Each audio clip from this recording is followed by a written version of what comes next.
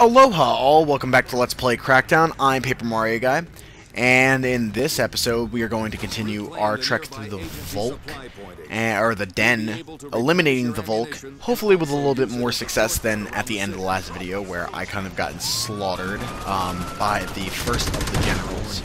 I kind of underestimated them, and that was my first mistake, and we will not be making that mistake again.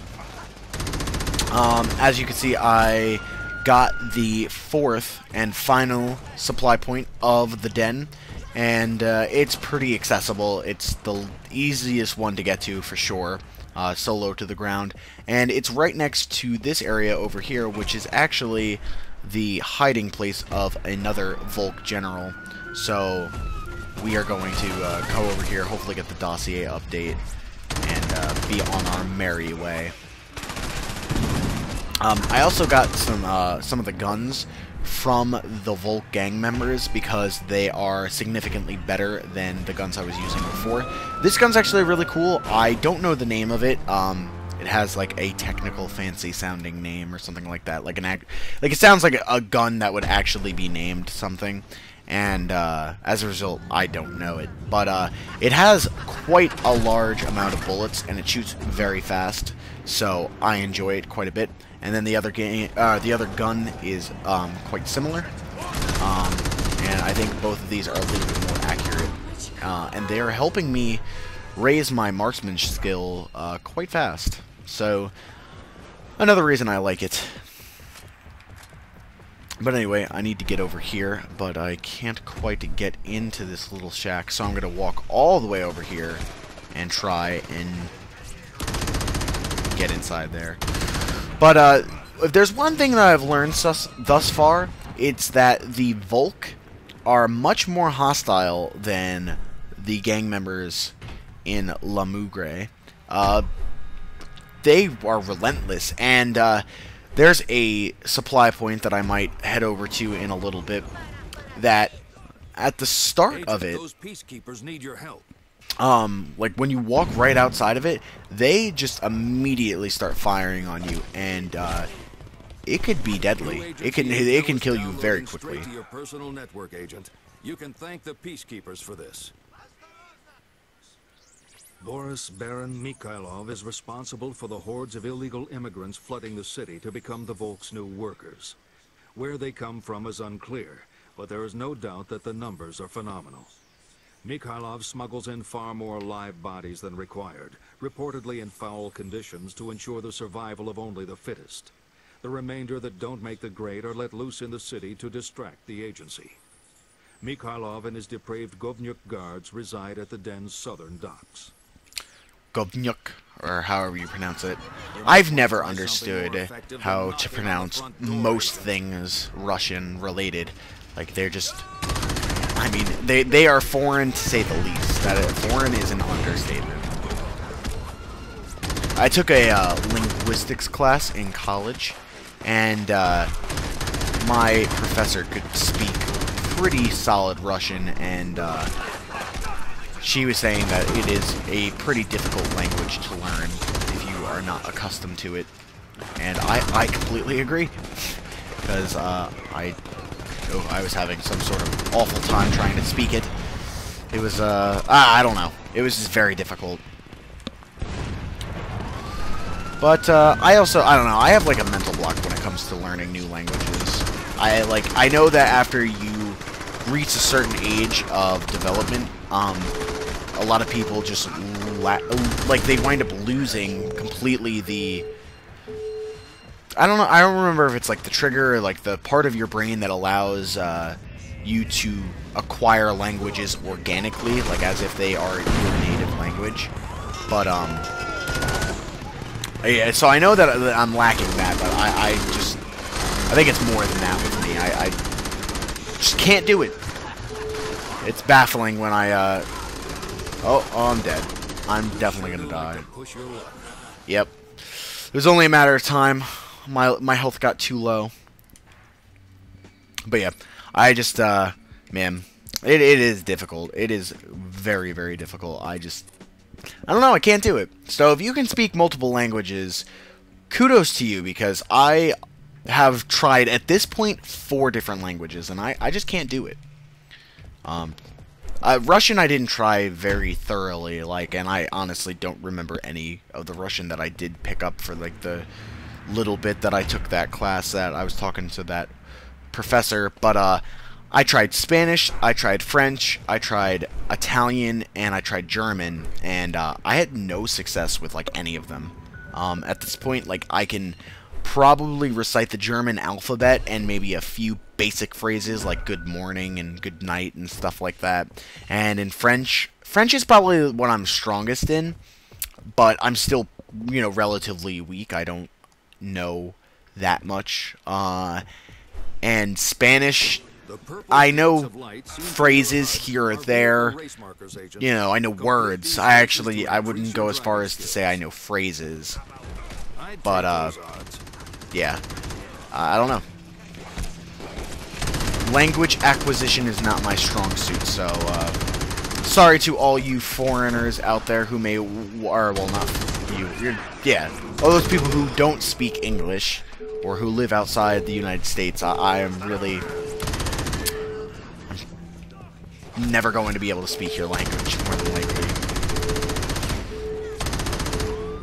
I also think it's a very difficult thing to teach, but I don't know why I'm ranting about, like, or I'm talking about, like, language acquisition right now.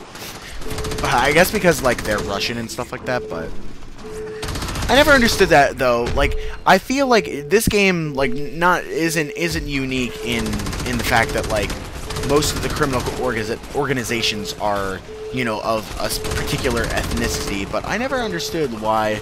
Like, you know, it's always like the Italian mob, or it's always, you know, Japanese Yakuza, or it's Sicilian hitmen, yeah. It's, I mean, even in this game, you have the Spanish thugs in Los Muertos, you have the Russian in the Volk, and the next area is the Shaigen, which is, as you may have predicted, Chinese-based, I believe. It could be Japanese. I don't know. It's an Oriental based gang. And I never understood that. Like, I just find all throughout popular media, and I don't know if that's because, like, in the United States or in Hollywood in general, they don't want to portray America as, like, criminals, or what. I don't know what the logic is behind there, but I just feel like I seldom see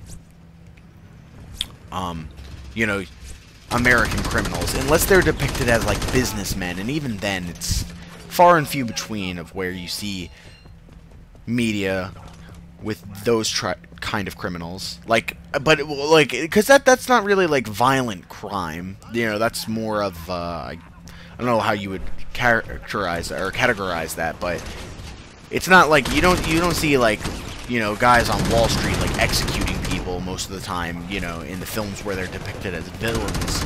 It's more so much that they're, like, swindlers or just, you know, overall just douchey guys, but you constantly see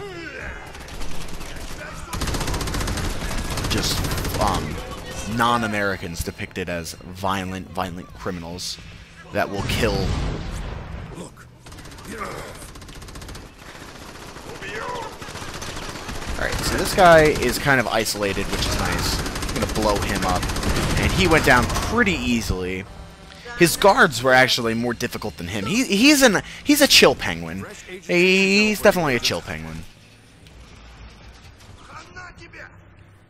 Igor Biragov's timely demise has destabilized the Volk's vast vehicle operation, devastating its replenishment and maintenance supply lines. Biragov's demoralized gators have abandoned the enterprise, leaving the compound in the agency's hands, and the city's truckers breathing easier. Yeah.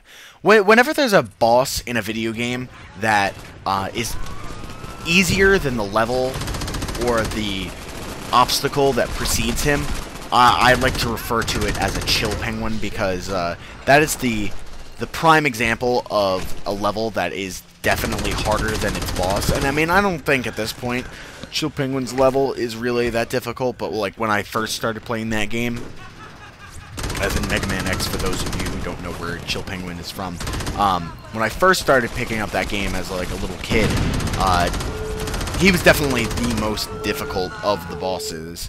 I mean, of the levels for me. Him and potentially Launch Octopus, I would say. Or Boomer Kuwanger, maybe. But I mean, yeah, definitely a chill penguin. That's all I have to say.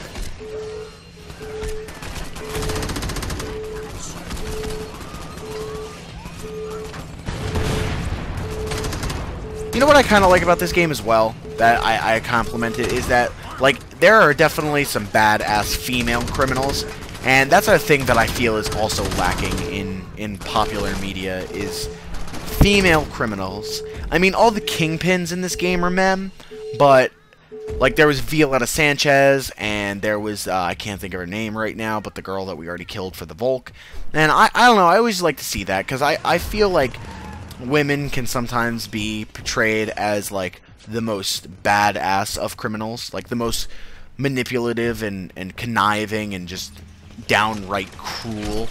And I don't know, I have a thing for female criminals. I think they're pretty interesting.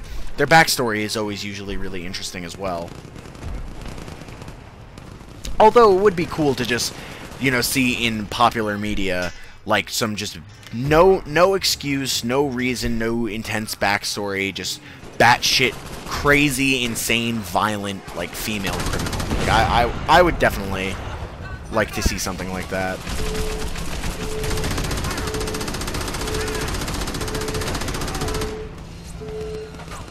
Okay, so we are mowing down these people on the streets, and this must be a very tumultuous time for the average citizens, but they don't give a shit. Look at them.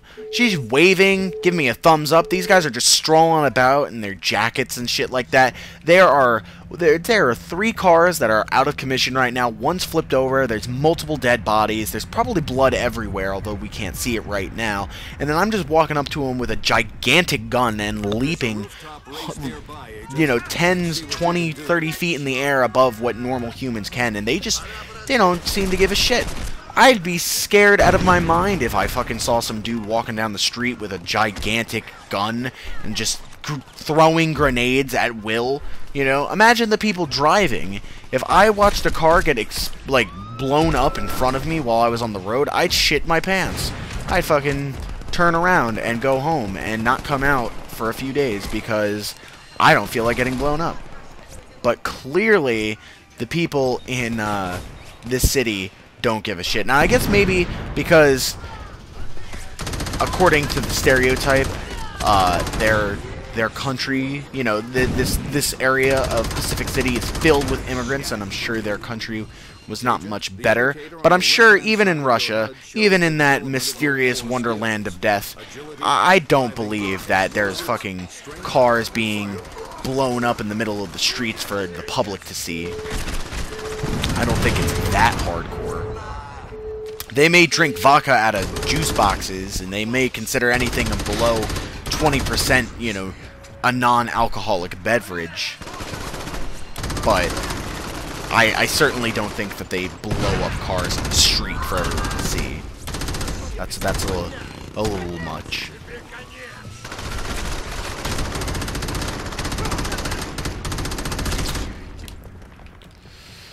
Alright, so,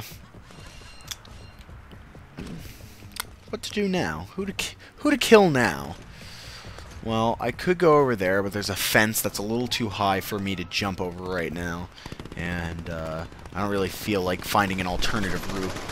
I'm personally enjoying just slaughtering all these construction workers and, I don't know what she is, but I just Spartan kicked her off, or roundhouse kicked her off that building, so doesn't matter what she was, she's not it anymore. Oh, you look like you had a rocket launcher. You did have a rocket launcher. Oh, look at you. Also probably having... Oh, no, you have a grenade launcher. I'm sorry. My mistake. That was silly of me to get that confused. Well, I want it. Alright. Hello.